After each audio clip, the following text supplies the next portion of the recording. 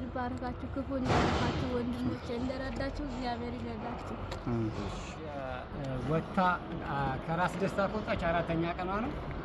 3ቱን ቀን ጎዳና ላይ ነው ስታድር የነበረው። እንግዲህ ፋሲልና እኔ ተነጋግረን አሉላ ወይም አሌክስ ከሲያትል ለአንድ እህታችን ቤት አበርክቶልን ነበረ። ቅድሚያ መሰጠት ያለበት ሰው መሰጠት አለበትና እሷ ጎዳና ላይ ነው የምትተኛው። እቺ ህፃን ልጅ ይዛ እሷን ከዛ ለማንሳት ስንል የልጅቷን ወደ እሷ አዙረናል ማለት ነው። ፋሲሌ ያለውን ነገር ያው በደንብ አስረዳለሁ። ቴንክ ዩ አሉላ ላደረክልን። ያው ቤት እየተሰራ ትንሽ ቆይቶ ነበረ።